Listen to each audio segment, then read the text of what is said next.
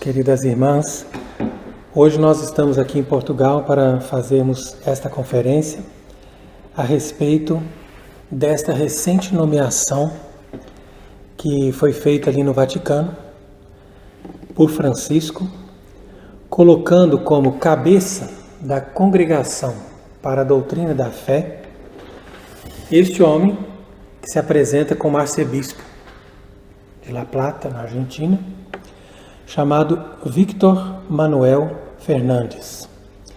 Também é conhecido como Tuccio. Então ali na Argentina fizeram inclusive uma brincadeira, dizendo Tuccio bésame mucho, porque esse homem fez inclusive um livro que se chama Sáname con tu boca, la arte de besar. Então quer dizer, a arte de beijar. Então aqui você já imagina qual é a linha desse homem que agora foi escolhido por Francisco para prefeito da Congregação para a Sagrada Doutrina da Fé. Entretanto, hoje em dia nós podemos já chegar a uma conclusão que nós chegamos no nível máximo desta sabotagem, desta infiltração que aconteceu na igreja. Uma vez que esse homem que está ali agora sendo nomeado para prefeito desse dicastério, não é, de forma alguma, alguém que condiz nem com a fé, nem com a moral católica. Que inclusive foi, como nós sabemos, o escritor fantasma daquela famosa encíclica polêmica que se chama Amoris Laetitia, que justificou grandes transformações na maneira como apresentar a moral católica, inclusive justificando o casamento de divorciados e justificando também, de certa forma, aqueles casais homossexuais que hoje em dia são recebidos normalmente com todos os seus direitos em muitas paróquias, em muitas dioceses no mundo. Então você veja que nós temos ali um quadro muito perigoso, muito sério, e nós devemos tratar isso com muita consciência de que nós não estamos mais diante de uma igreja católica que se organiza como verdadeira igreja de Cristo e que defende a fé. Porque o objetivo da Inquisição, muitas pessoas falam mal da Inquisição, ou o objetivo do Sagrado Ofício, como a gente chama, né, que é esse órgão de Roma, que é a Congregação da Doutrina da Fé, como costumamos chamar também, é justamente esse, de defender a fé católica e de impugnar todos aqueles mesmo padres ou bispos que se desviam do ensinamento da verdadeira fé ou do ensinamento da moral. E é interessante que nós podemos perceber também que durante praticamente todo o tempo desse pontificado, entre aspas, de João Paulo II, esteve à frente dessa congregação o cardeal Ratzinger, que inclusive depois se tornou Papa, entre aspas, Bento XVI. Então veja que interessante fazermos essa comparação, porque de certa forma Bento XVI foi o braço direito de João Paulo II. E ele soube muito bem fazer esse papel, esse jogo, à frente dessa congregação. Porque ele muitas vezes dava a impressão de alguém que estava defendendo a fé católica. Inclusive condenando figuras ali como Frei Beto, ou também como o Leonardo Boff, que como frade e sacerdote franciscano, realizou durante toda a sua carreira um ministério e uma pregação totalmente herética, contrária à doutrina da igreja. Entretanto, essas pessoas são condenadas, porque eles são os extremos, são muito radicais, mas muitas outras coisas eles deixam passar. E ao mesmo tempo condenam e dificultam a vida daqueles que querem ser católicos. Então foi para isso que essa congregação serviu durante o tempo ali, principalmente de João Paulo II, para bloquear aqueles que queriam realmente ser católicos e para, de uma forma, obviamente, muito discreta, fazer valer os princípios do novo direito canônico, do novo catecismo e também, obviamente, de todos os parâmetros do Concílio Vaticano II.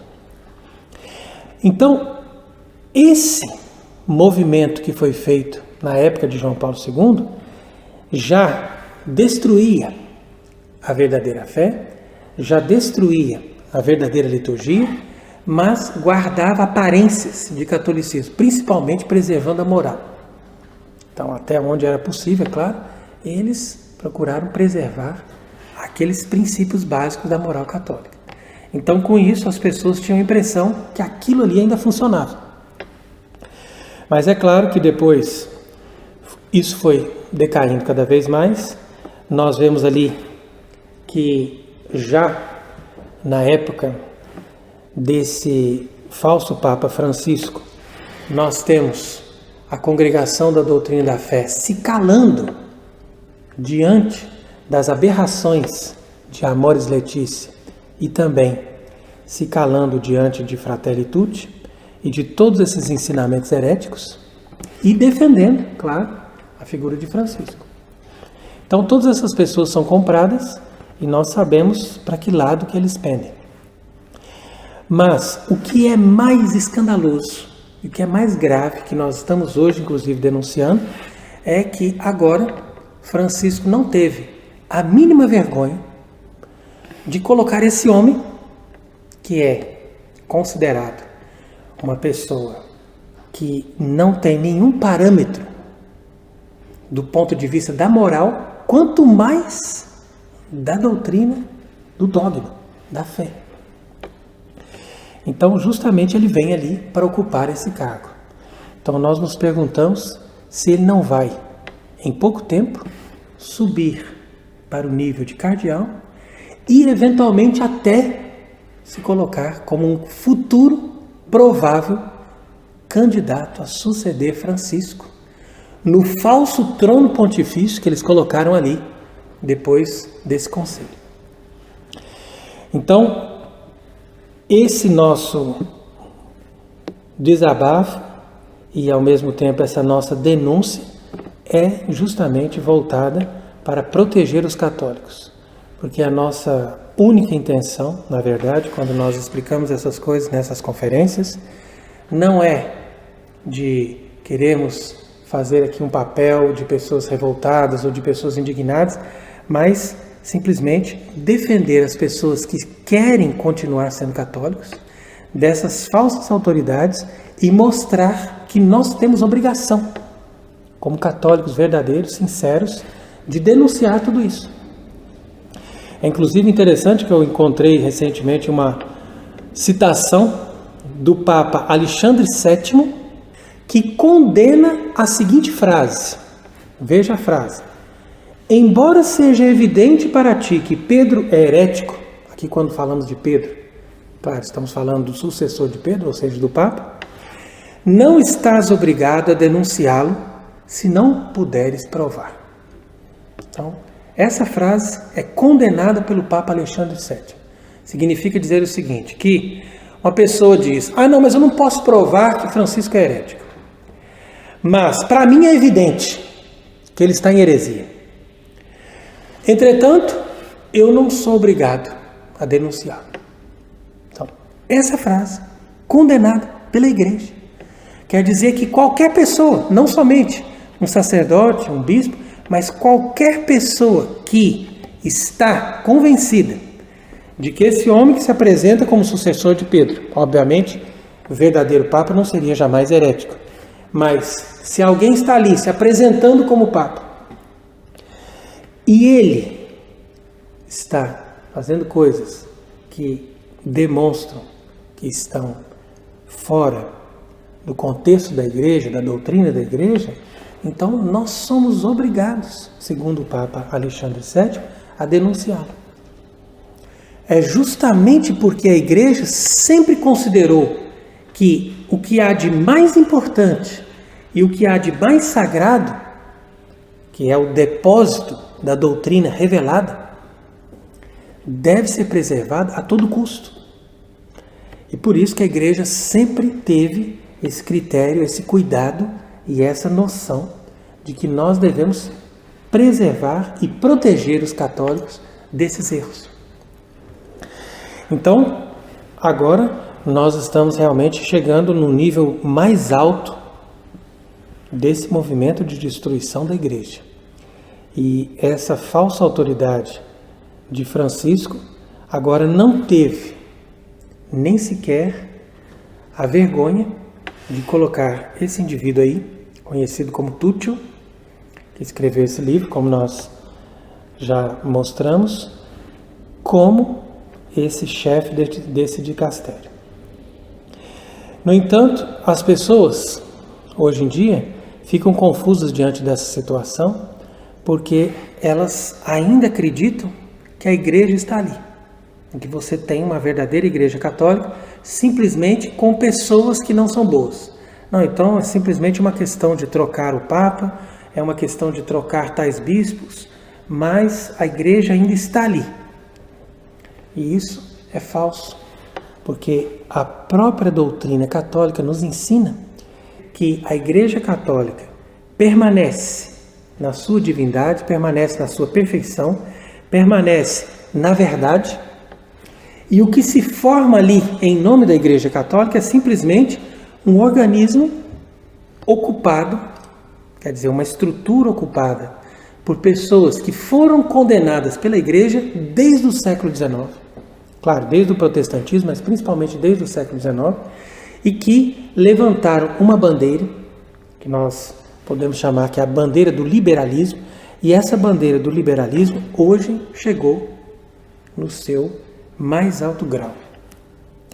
Então, é por isso que nós sempre explicamos para as pessoas que não podemos ver essa estrutura como a verdadeira expressão da Igreja Católica. Mas nós simplesmente vemos a Igreja Católica verdadeira eclipsada por uma seita, por uma falsa igreja que se apresenta como Igreja Católica, mas que evita, ou seja, que impede que o catolicismo continue a existir na Terra. E isso é perfeitamente fácil de se compreender. Por quê? Porque nós temos aí uma implantação de um novo sistema, de uma nova ordem, que pretende suplantar a ordem do cristianismo. Então, quando nós vemos essa implantação dessa nova ordem, nós podemos compreender que a falsa igreja que está sendo implantada ali, ela é necessária para que esse projeto chegue até o fim. E isso fica bem claro pela citação que nós fazemos aqui da encíclica do Papa Pio XI, que se chama Mortalium Animus, quando ele diz que a igreja não se faz em pedaços, porque os filhos se afastaram da casa de Deus. Então quer dizer, se muitos se afastaram, se tornaram protestantes, outros se tornaram modernistas, outros se tornaram liberais, não significa que agora a igreja está dividida ali nessas pessoas. Ó, tem um pouquinho do catolicismo aqui, um pouquinho daquilo ali. A Igreja Católica agora está dividida, mas nós queremos juntá-la de novo. Não, isso é falso. Muitas pessoas pensam isso. A igreja está dividida, nossa, que pena. Não, a igreja não está dividida entre modernistas e conservadores, ok? A igreja é sempre una. E ela permanece sempre na sua unidade. Por quê? Porque não pode existir a Igreja Católica fora da fé católica. É simples. Se você não reconhece isso, você cai num erro grave de imaginar que a Igreja Católica é uma instituição humana, feita com pessoas que simplesmente se dizem católicos, mas não é isso. A Igreja Católica tem a sua instituição humana, mas ela é um corpo místico, ou seja, ela é uma instituição divina. E essa instituição divina só comporta dentro dela aqueles que professam a verdadeira fé católica. Por isso ela não se separa, por isso ela não cai em apostasia, ela não cai na imperfeição. Mas quem lidera esse movimento, esse sim, cai na apostasia, cai no erro, cai na heresia, fundam novas seitas, mas esses já não pertencem à Igreja Católica. Porque, como diz aqui a citação do Papa Pio XI, a Igreja está fundada na perene proteção de Deus. Então é por isso que a gente sempre explica que o magistério da Igreja é fundamental. Nós não podemos nos afastar do magistério da Igreja. E hoje, como nós não temos mais um verdadeiro Papa, e agora já vemos que a própria congregação, para cuidar da verdadeira doutrina da fé, foi tomada por esse indivíduo aí, que é uma pessoa, como eu disse, que não tem a fé e não tem a moral católica. Então, nós somos obrigados a estudar o que o magistério da Igreja nos ensina e explicar isso para as pessoas. Então aqui eu faço uma outra citação do Papa Gregório XVI, que escreveu uma encíclica muito bonita que se chama Mirare Vos. Então nessa encíclica, este Papa, que foi um verdadeiro combatente contra esse movimento que já estava muito forte no começo do século XIX, ele nos diz assim: a nós toca o dever de levantar a voz e de fazer todos os esforços para que o javali não destrua a vinha e que o lobo não destroce o rebanho. Então aqui duas figuras de animais selvagens representam justamente essas pessoas que são dominadas pelos impulsos, pelas paixões. Diz ainda: longe de nós que os pastores faltem ao seu dever, abandonando covardemente as ovelhas, quando tantos males nos afligem e tantos perigos nos cercam, e que sem cuidar da grei se manchem com o ócio e a negligência. Façamos, pois, causa comum, digo melhor, a causa de Deus, e de espírito uno, porfiemos contra o inimigo comum, com uma só intenção e com um só esforço. Depois diz: tudo isso cumprireis plenamente, se segundo o vosso dever, cuidardes de vós mesmos e da doutrina, tendo sempre presente que a Igreja Universal repele toda novidade. Então quer dizer que a Igreja Universal, ou seja, a Igreja Católica verdadeira, ela repele toda forma de novidade. Como dizem hoje em dia, não, isso é uma novidade, isso é uma coisa boa, faz parte do mundo moderno, da mentalidade nova do homem, de aceitar essa ideologia, essa coisa de vivermos, né, de forma mais livre, mais liberal, e inclusive aceitarmos que pessoas do mesmo sexo se casem, etc. Mas diz aí, e que conforme o conselho do pontífice Santo Agatão, nada se deve tirar daquelas coisas que hão sido definidas, nada mudar, nada acrescentar, mas que se devem conservar puras quanto à palavra e quanto ao sentido. Então quer dizer que essa é a norma da Igreja Católica. Aqui está um Papa falando no século XIX, e a Igreja seguiu isso em todos os tempos. Papa Agatão foi lá dos primeiros séculos, e o Papa Gregório XVI está reafirmando isso. Quer dizer que todos os verdadeiros papas sempre estiveram em perfeita sintonia, no sentido de nunca mudar e nunca acrescentar daquilo que já foi definido. E ainda diz: daqui surgirá a firmeza da unidade que se radica em seu fundamento na Cátedra de Pedro, a fim de que todos encontrem baluarte, segurança, porto bonançoso e tesouro de inumeráveis bens. Não quer dizer que tudo isso, segurança, conforto, tesouro de todos os bens, nós encontramos onde? No fundamento da Igreja. O fundamento da Igreja está onde? Na Cátedra de Pedro. Porque foi Cristo que deixou ali a Cátedra de Pedro para nos dar a segurança e não a confusão. Então quer dizer, é impossível nós pensarmos que alguém pode estar legitimamente sentado na Cátedra de Pedro, como verdadeiro Papa, nos trazendo toda a sorte de insegurança e de confusão. Porque, como diz aqui o Papa Gregório XVI, a firmeza da unidade da Igreja Católica se fundamenta justamente ali, na Cátedra de Pedro, onde você tem o ensino da verdade sempre. Incontestavelmente, esse ensino da verdade tem que estar ali na Cátedra de Pedro, ou seja, no magistério de um verdadeiro Papa. Então aqui eu cito ainda, para dar fundamento a essa nossa explicação, uma outra encíclica muito importante do Papa Leão XIII. O Papa Leão XIII escreveu essa encíclica que se chama Libertas Prestantissimo, e ali ele fala do perigo do liberalismo. Então vai dizer que a segunda classe é o sistema daqueles liberais que, por um lado, reconhece a necessidade de se submeter a Deus, Criador e Senhor do mundo e governador providente da natureza. Mas, por outro lado, rejeitam as normas do dogma e da moral. Então, esses liberais são exatamente os tais que entraram hoje no comando da estrutura do catolicismo.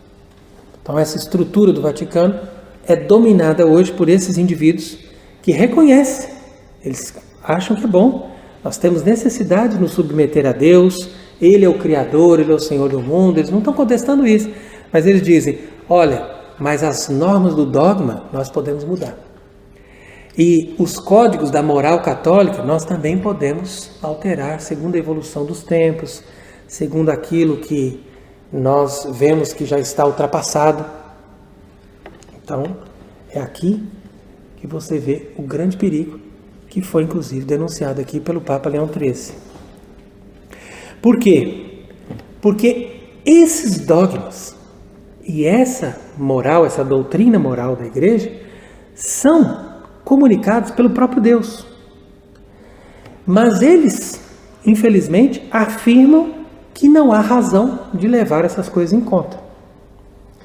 E aí ele disse, inclusive, já explicamos as dimensões desse erro e a grande inconsistência desses liberais. Então, é o que acontece hoje em dia. Nós vivemos num mundo que já instalou o liberalismo. Então não é somente uma questão de vermos o problema que está acontecendo na alta cúpula da estrutura da igreja, ou nas paróquias, ou nas comunidades. Não, em todas as sociedades, em todas as camadas, você vê o triunfo desse liberalismo. E qual foi o resultado dessa vida moderna? As pessoas alcançaram uma melhor qualidade de vida? As pessoas alcançaram uma maior dignidade? Será que as pessoas estão vivendo melhor do que elas viveram antes, quando nós tínhamos uma sociedade cristã? De forma alguma. Muito maior o índice de suicídios, de abortos, de divórcios, de problemas sociais. Tudo isso vem do liberalismo.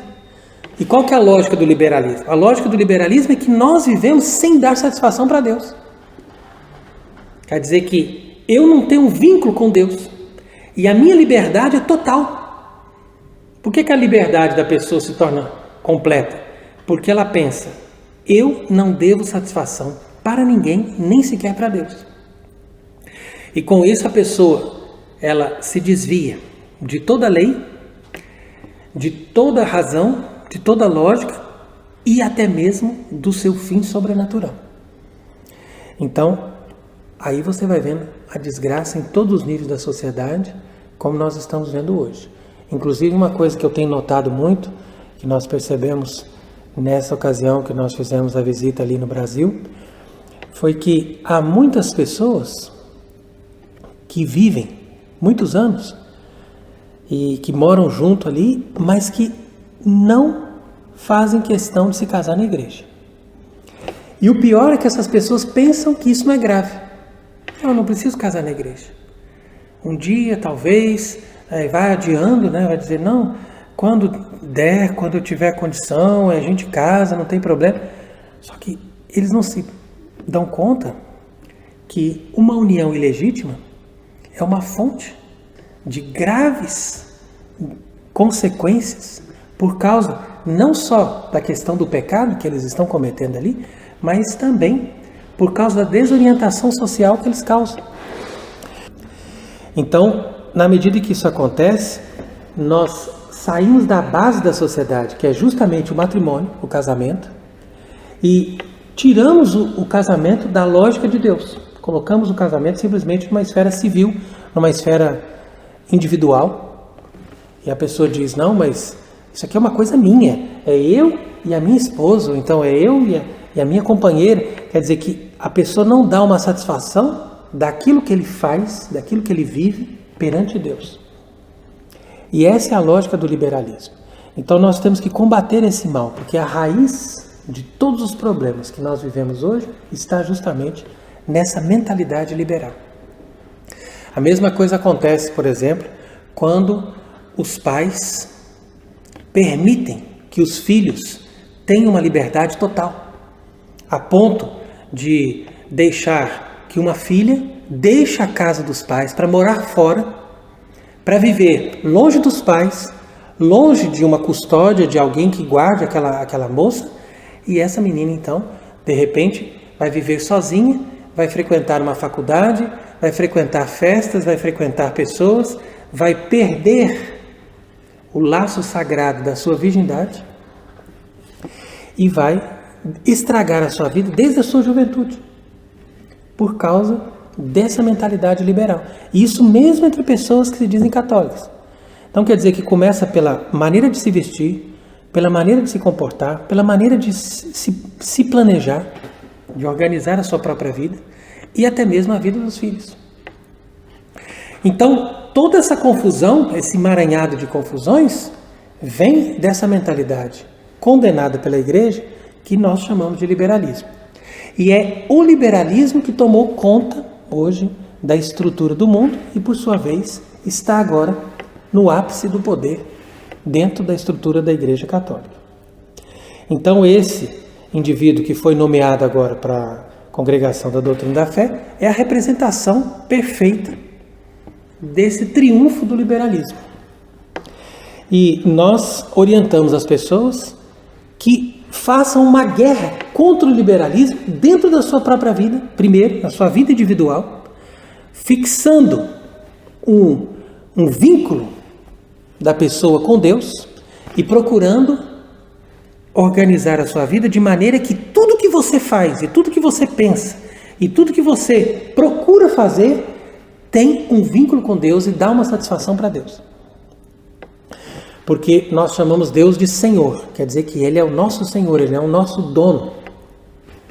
E nós estamos a serviço dEle. Esse é o compromisso do nosso batismo. Então, pelo menos nós que somos cristãos, nós temos que ter esse compromisso com Deus. E um pai de família não pode dar liberdade para os filhos. Porque com a liberdade os filhos se perdem.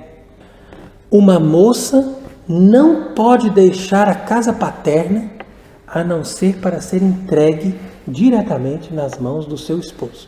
E isso no momento que esse esposo esteja assumindo essa moça, casando-se na igreja. Então, esse movimento de luta contra o liberalismo deve começar na própria casa, na própria família, na sua vida individual, na sua vida doméstica, para depois formar de novo a sociedade. Então nós não podemos esperar uma restauração da igreja e uma restauração da sociedade sem fazer guerra contra o liberalismo dentro da nossa vida privada e doméstica. E é por isso que eu estou também, a partir de hoje, procurando fazer uma campanha muito forte para que todos os casais que estão unidos em uniões ilegítimas, que eles procurem casar na igreja. Mas isso não daqui 2, 3 anos, mas com urgência, porque eles têm que legitimar essa união perante Deus. Do contrário, eles não terão a bênção de Deus. E não tendo a bênção de Deus dentro da família, eles colaboram para essa sociedade cada vez mais afastada de Deus e mais alinhada com o pensamento de Lúcifer. Porque Lúcifer é o pai do liberalismo. É o demônio que proclama essa ideia de que você pode ser livre e você não precisa dar satisfação a Deus daquilo que você faz, daquilo que você pensa. Então veja que a citação que eu faço agora da própria palavra de Deus. Nós lemos isso na segunda carta de São Paulo a Timóteo. Nota bem o seguinte: nos últimos dias haverá um período difícil. Os homens se tornarão egoístas, avarentos, fanfarrões, soberbos. Tá vendo? Isso é a descrição do liberalismo. Egoísta, avarento, fanfarrões, quer dizer que vive para diversão, só quer saber de diversão, assistir um filme, sair, passear, viajar, gastar dinheiro, só o que interessa para as pessoas hoje. E são soberbos, porque eles não são capazes de se submeterem a Deus. E diz ainda, rebeldes aos pais, ingratos, malvados, desalmados, desleais, eles são desonestos, desleais, caluniadores, devassos, cruéis, inimigos dos bons, traidores, insolentes, cegos de orgulho, amigos dos prazeres e não de Deus. Ostentarão a aparência de piedade, tá vendo? Como nós vemos aí muitas vezes as pessoas hoje em dia que parecem que são piedosas, mas guardam no coração essa mentalidade liberal, então eles estão fora da realidade. Dessa gente, afasta-te. Quer dizer, o próprio apóstolo São Paulo está dizendo, não seja liberal e não conviva com essas pessoas liberais. Afasta-te.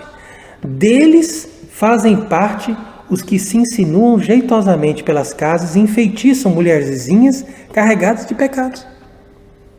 Ou seja, aqueles que vão ali fazendo com que o mundo seja baseado no pecado, baseado no prazer, atormentadas por toda espécie de paixões, sempre a aprender e sem nunca chegar ao conhecimento da verdade. Então é muito interessante essa frase aqui, e é exatamente a descrição do nosso tempo. Por isso que São Paulo diz, nos últimos tempos haverá um período difícil, porque as pessoas estão sempre a aprender. Hoje em dia aprende, mas nunca chegam ao conhecimento da verdade. Então, para nós termos esse discernimento, é preciso nós aprendermos com a palavra de Deus, com a doutrina da igreja, com o magistério, o ensinamento dos verdadeiros papas, como nós devemos pensar e como nós devemos viver segundo a lei de Deus e segundo os princípios que regem o ensinamento da Igreja Católica. E esse princípio fundamental que nós estamos ensinando hoje é isso. Contra o liberalismo, o princípio fundamental é esse. A nossa vida não nos pertence. Nós não somos livres. Nós pertencemos a Deus. Nós temos uma liberdade de escolher Deus. Mas depois que nós escolhemos Deus, nossa vida pertence a Deus. Nós devemos fazer a vontade de Deus.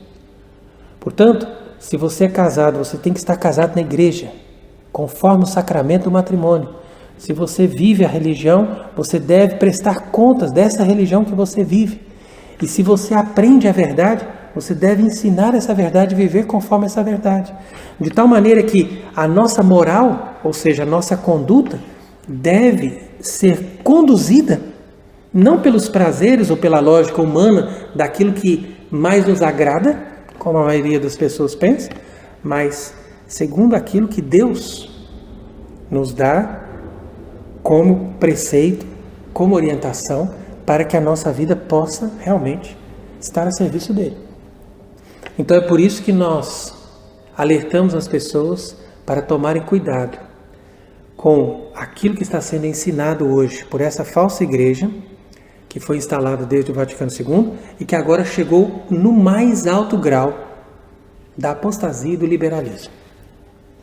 Inclusive agora estão promovendo justamente aqui em Portugal esta Jornada Mundial da Juventude, que será mais um encontro para se ensinar o liberalismo, onde moços vão estar livremente convivendo com moças, sem o cuidado dos pais, em ambientes promíscuos, para aprender aquilo que é contrário à igreja, da boca desse homem que se apresenta como Papa, e que simplesmente vai estar ali como um popstar internacional, onde as pessoas vão participar de um evento que não só leva as pessoas para o erro, mas também para o pecado.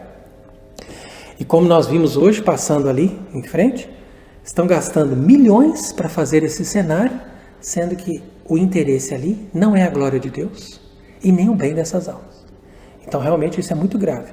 Por isso ainda disse essa semana Monsenhor Viganò a respeito desses últimos acontecimentos que Bergoglio e sua seita, a serviço desta nova ideologia, tá vendo? Esse liberalismo, essa mentalidade LGBT e companhia, levam os erros do Vaticano II às suas últimas consequências, para incentivar, através da imigração e do ecumenismo, a formação de uma doença social que a elite mundialista deseja criar, a fim de legitimar a restrição das liberdades fundamentais.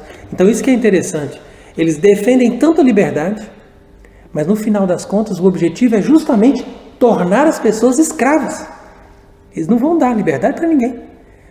Você diz, primeiro, olha, você tem liberdade, você é livre, e a pessoa se afasta de Deus e depois se torna escrava. Primeiro do pecado, depois do demônio e depois desse próprio sistema que está a serviço do pecado e do demônio. Agora diz, a nova ordem prepara o caminho do anticristo, mas Bergoglio, em seu papel de profeta, pretende que tal situação seja consumada o mais rápido possível.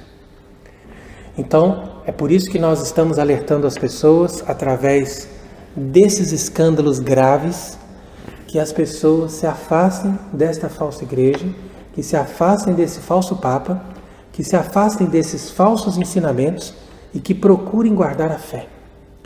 Porque hoje nós não temos o Santo Ofício, a congregação para a verdadeira doutrina da fé, mas nós temos, pela graça de Deus, o Espírito Santo, que nos ajuda a manter a fé e nos ajuda a nos recordar da palavra de Deus e do ensinamento de todos os concílios verdadeiros e de todos os papas verdadeiros, que nos ajudam a manter aquilo que Cristo nos ensinou.